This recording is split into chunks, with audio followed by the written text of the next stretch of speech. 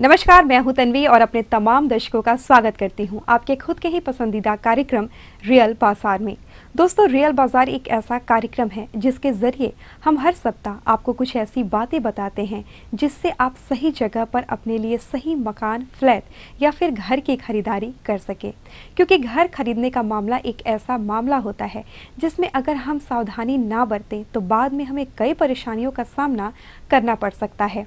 और साथ ही साथ ज़मीन में भी अगर हम निवेश करना चाहते हैं तो ज़मीन खरीदने से पहले भी हमें काफ़ी खोजबीन करनी चाहिए, क्योंकि आजकल कई सारी ऐसी ज़मीनें हैं जो विवादास्पद हैं और अगर हमने उस जगह पे ज़मीन खरीद लिया तो ये आगे चलकर हमारे लिए काफ़ी घाटे का सौदा हो सकता है।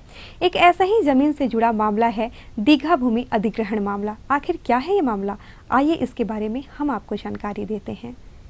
बिहार की राजधानी पटना स्थित आशियाना दीघा रोड इधर फिर से सुर्खियों में है। 1974 में जब सरकार ने यहाँ के 1024.52 एकड़ जमीन को अधिग्रहित करने की अधिसूचना जारी की थी, उसी समय से ये क्षेत्र विवादों के घेरे में आ गया। विवाद ऐसा कि आज तक सुलझ नहीं पाया। दीघा भूमि अधिग्रहण मामला 1974 से अधिग्रहण मानते हैं, जबकि 1990-99 तक इस जमीन का रजिस्ट्री हुआ है, तो इसको अधिग्रहण कैसे माना जाएगा? यही बात है। और जो सरकार कंफ्यूज है, हाई कोर्ट के डायरेक्शन के बाद सब सरकार को डायरेक्शन दिया गया था, अवधि पूरी हो रही थी, इन्होंने आनन फानन में एक काला कानून बनाया जो जनहित में नहीं है।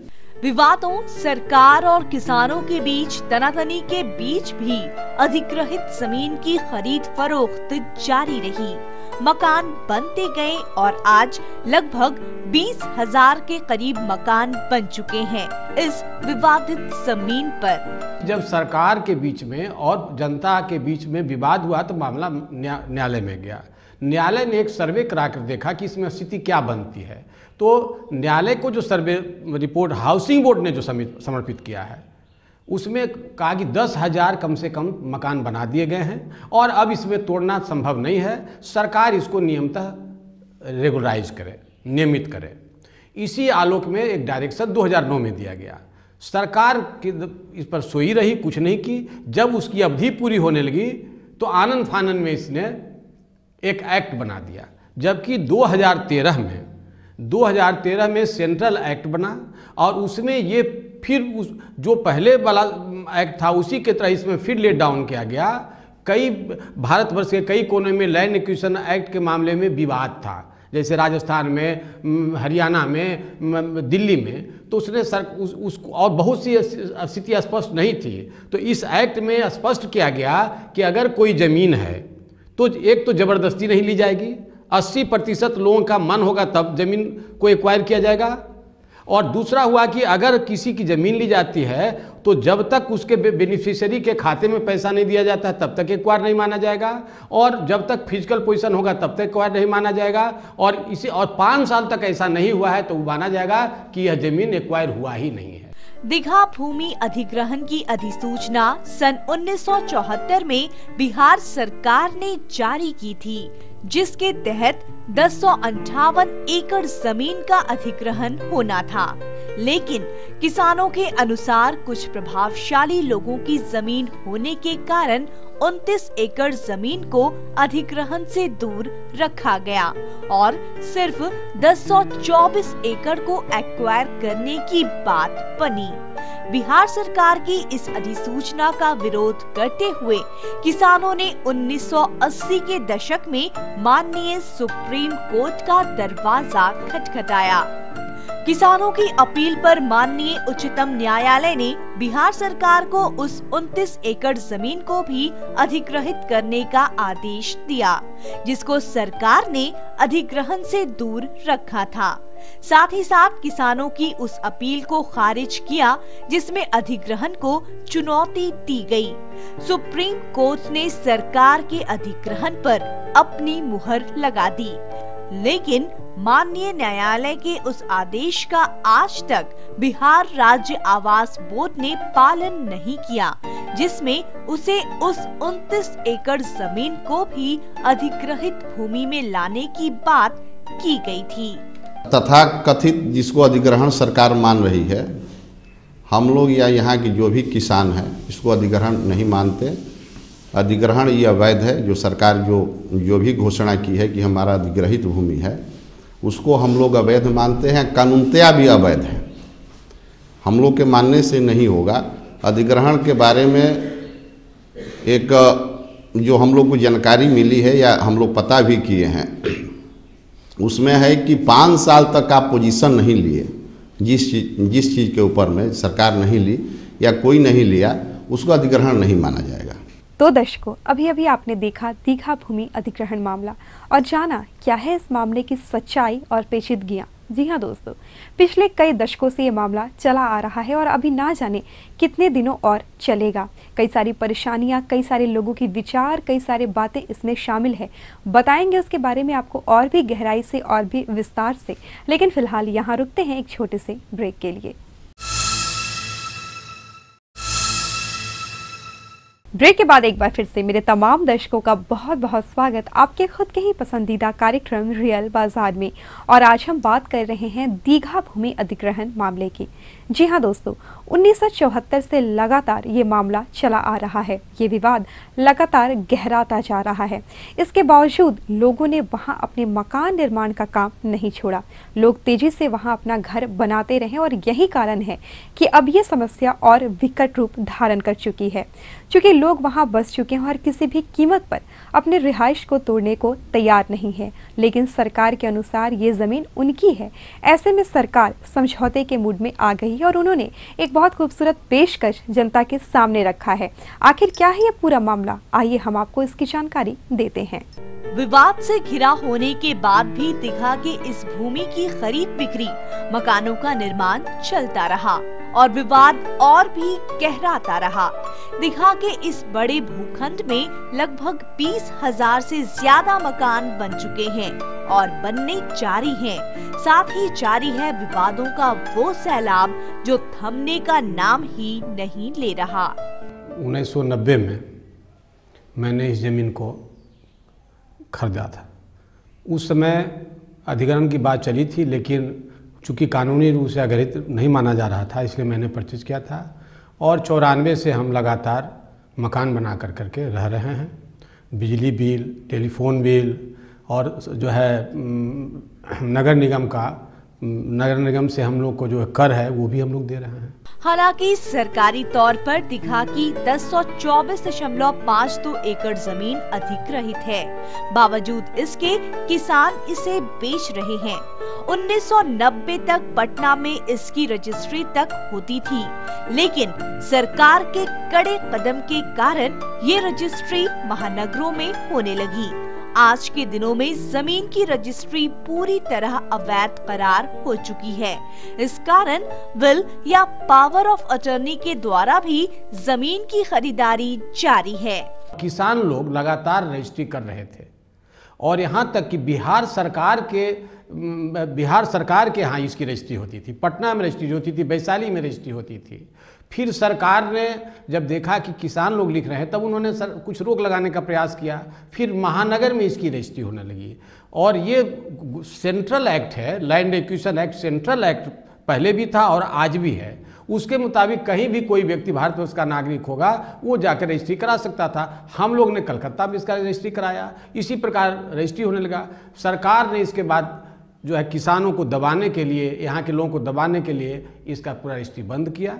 लेकिन फिर कलकत्ता में आज भी या महानगर में आज भी इसका पावर ऑफ अटर्नी दिया जाता है, जो राइट टू प्रॉपर्टी के इक्विवेलेंट माना जाता है। और इसी क्रम में सभी लोग रह रहे हैं। 1974 में दीघा भूमि अधिग्रहण की अधिसूचना के बाद से यहाँ की जमीनों पर मकान बनाना अवैध था। बावजूद इसके मकान भी बनते रहे और लोग भी बसते गए।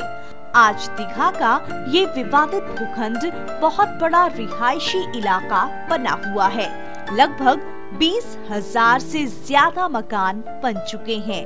यहाँ सरकार ये वादा करती है कि हर एक आदमी को घर मकान सुविधा मुहैया कराएंगे, एक तरफ सरकार जो घर में रह रहे हैं, जो लोग अपना घर बनाए हैं किसी तरह से पेट जार करके मजदूरी करके, जो अपना घर रहने के लिए एक बसेरा बनाए हैं, उसको उजाड़ने के लिए सरकार की संकल्प दिखाई देती है कि सरकार के पास न कोई मिशन है, न कोई लक्ष्य है, न कोई मानवता के प्रति संवेदनशील है। ये सरकार एकदम संवेदनहीन हो गई है, यही हम लोग कह सकते हैं। इसके लिए जितना भी संघर्ष करना होगा हम लोग करेंगे। यहाँ की जनता जान देने के लिए भी तैयार है, जान दे देगी, लेकिन भूमि को सरकार के अंदर में जाने नहीं देगी। सरकार ने बीच बीच में जमीन पर अपना कब्जा करना चाहा, लेकिन किसानों और स्थानीय लोगों के विरोध के कारण ऐसा संभव नहीं हो पाया। दीघा क्षेत्र के लोगों ने सरकार के विरुद्ध पटना उच्च न्यायालय में केस दायर किया, जिसमें सरकार के कदम को चुनौती दी गई। 1996 में माननीय उच्च न्यायालय ने एक आदेश पारित कर ये माना कि बसाए लोगों के मकान को तोड़ना न्याय संगत नहीं है। यहाँ तक कि 2010 में बिहार सरकार ने भी इस पर अपनी मुहर लगा दी। अभी तक इस पर विवाद आया कि सरकार ये मानती है कि उन्होंने इस जमीन को अधिग्रहित किया है, और हम लोग मानते हैं कि इस जमीन का अधिग्रहण नहीं हुआ है। कोई भी जमीन जब अधिग्रहित होता है तो उसमें कम से कम 3 बात की आवश्यकता होती है। वो बात है कि जिसका ज़मीन लिया जाता है उसके बदले में जो पैसा उस समय का रेट होता है उसके खाते में जमा किया जाता है। दूसरा होता है कि सरकार इसमें जो है फिजिकल पोजीशन, भौतिक रूप से उस पर कब्जा लेती है, और ये दोनों चीज उसमें नहीं हो पाया था। सरकार, जनता और कोर्ट के दखल के बावजूद दीघा अधिग्रहण मामला सुलझता नजर नहीं आ रहा। बीच बीच में सरकार के मामलों को सुलझाने के प्रयास विफल होते नजर आ रहे हैं।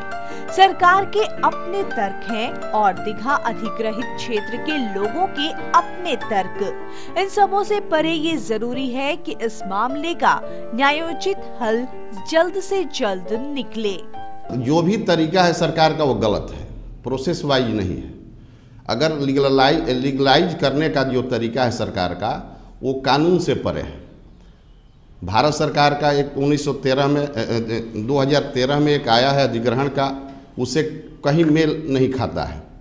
यहाँ के उनके राजस्व के प्रधान सचिव व्यास जी का एक कुछ दिन पहले एक चिट्ठी आया है, उसमें क्लियर स्पष्ट है कि जिसका ज़मीन है उसके ऊपर में अधिकार उसका रहेगा। इतना दिन तक सरकार जिसके ऊपर में अपना कब्जा नहीं कर लेती वो स्वतः मालिक हो जाता है।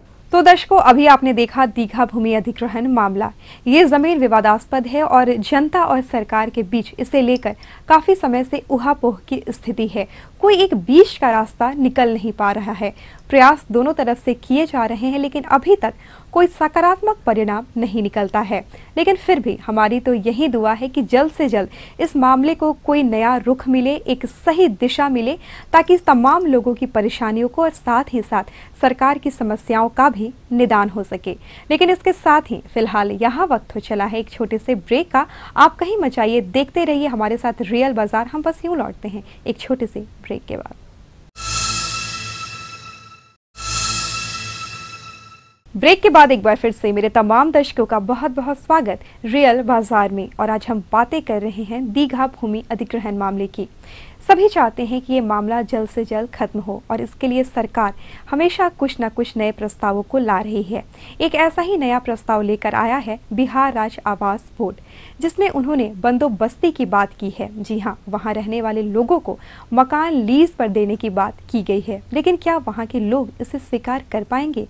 क्या यह मामला यूं ही बरकरार रखेगा या फिर इसका कोई रास्ता निकलेगा? आइए इसके बारे में हम आपको बताते हैं कुछ खास बातें।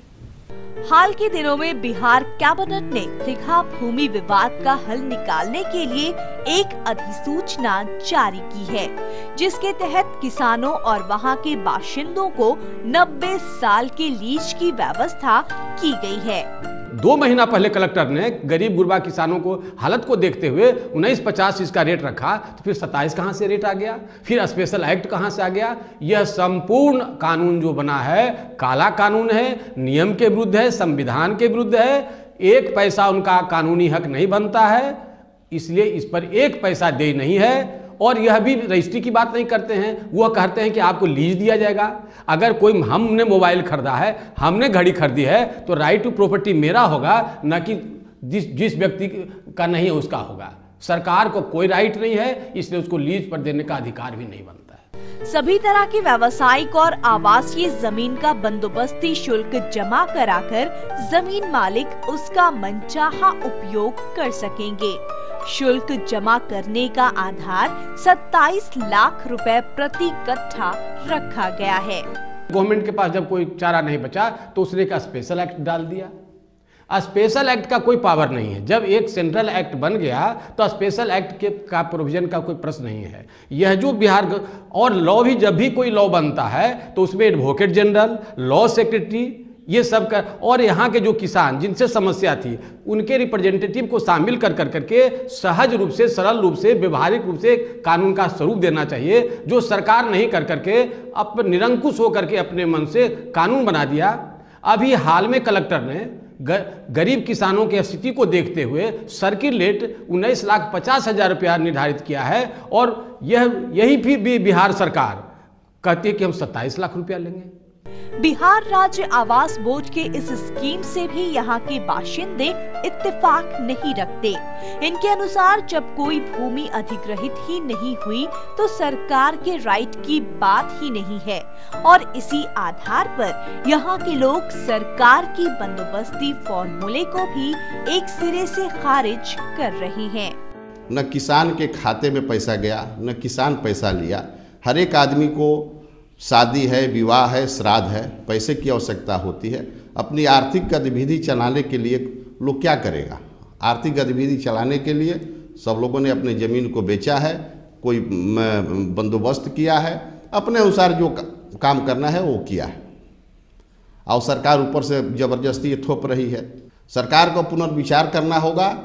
स्वतः यहाँ के किसान जिसको दिए हैं वो मालिक है, इस ज़मीन का मालिक यहाँ के किसान हैं, जो मकान बनाए हैं वो लोग हैं। सरकार का इस पर कोई हक नहीं बनता है। सरकार चाहे जो माने, दीघा के इस विवादित भूमि पर रहने वाले लोग आज भी इसे अधिग्रहित भूमि नहीं मानते और भूमि अधिग्रहण मामले में माननीय उच्चतम न्यायालय के उस आदेश का हवाला देते हैं, जिसमें माननीय न्यायालय ने साफ किया है कि किन किन परिस्थितियों में जमीन के अधिग्रहण को वैध माना जाएगा। अगर कोई किसान 80% किसान अपना जमीन देना चाहता है तो उसको जो सर्किल रेट है उसका 3 गुना मिलेगा। उसका 3 गुना किसान देगा तो हमको कोई आपत्ति नहीं है। हम जो जमीन खरीद कर करके गरीब गुरबा लोग बस रहे हैं, छोटे लोग जो बस रहे हैं, मझले कद के लोग जो बस रहे हैं, हमको किसान से मतलब नहीं। किसान को 1 अरब रुपया दे दें, हमको उससे मतलब नहीं है। हमारा किसान हमको लिखा है जो उसको राइट टू प्रॉपर्टी था, और सरकार का entire acquisition null and void हो चुका है, इसलिए उनका अधिकार इस पर नहीं है। दीघा भूमि अधिग्रहण मामले का समाधान तुरंत निकलता नजर नहीं दिख रहा है। ऐसे में सरकार की कोशिश होनी चाहिए कि इसका जल्द से जल्द न्यायोचित समाधान निकालें, नहीं तो आगे चलकर विवाद और भी गहराता जाएगा और कई तरह के वेस्टेड इंटरेस्ट अपना उल्लू सीधा करते रहेंगे। सरकार अगर चाहती है कि इसको नियमित कर दिया जाए तो बहुत से गरीब गुरबा आधा कट्ठा, 1 कट्ठा, 2 कट्ठा गरीब गुरबा लेकर रहा है। जिसका रजिस्ट्री है उसका कोई मूल्य नहीं देगा। जिसका पावर ऑफ अटर्नी है उसमें लोग जो गवर्नमेंट का जो रजिस्ट्री कॉस्ट है वो देंगे, इससे ज़्यादा पैसा नहीं देंगे, और सरकार इसको रेगुलर कर दे। नोएडा में भी इसी तरह की घटना थी। नोएडा में क्या गया? नोएडा में इसी तरह की घटना में सरकार ने रेगुलर किया है। बिहार में रेगुलर किया है। बिहार में जो है पटना में ऐसे मामले में रेगुलर किया गया है। तो दोस्तों, आज आपने देखा दीघा भूमि अधिग्रहण मामला। ये मामला दशकों से चला आ रहा है और अभी ना जाने कितने दिनों तक और चलेगा, जब तक इसका एक सही समाधान नहीं निकल पाता, क्योंकि इस इलाके में लोगों ने अपने मकान बना लिए हैं, एक जुड़ाव वहाँ के लोगों का उस जगह से हो गया है और ऐसे में उस जगह को किसी और को देना या फिर उसमें किसी भी प्रकार के कॉम्प्रोमाइज़ की बात करना शायद उन्हें सही नहीं लग रही। दूसरी तरफ सरकार भी अपने पक्ष को लेकर बेहद मजबूत है। ऐसे में हमारी तो बस यही दुआ है कि कोई ऐसा बीच का रास्ता निकले जिससे दोनों पक्षों को लाभ हो और दोनों पक्ष संतुष्ट हो। अगर इस विषय पर आपकी भी है कोई सोच, आप भी अगर बताना चाहते हैं कि इस मामले में ऐसा क्या किया जाए जिससे कि एक सही रास्ता निकले, तो हमें आपके जवाबों का बेसब्री से इंतज़ार रहेगा। इस मामले पर अपनी प्रतिक्रिया हमें ज़रूर दें, लेकिन इसके लिए बेहद ज़रूरी है कि आपके पास हमारा ईमेल आईडी हो। तो फटाफट उठाएं कागज़ और कलम और नोट करें हमारा ईमेल आईडी। हमारा ईमेल आईडी है realbazaar.etv@gmail.com। दर्शकों, आज के लिए बस इतना ही। मिलते हैं अगले सप्ताह कुछ और नई बातों, कुछ और खास जानकारियों के साथ। तब तक अपनी दोस्त तन्वी को दीजिए इजाज़त। नमस्कार।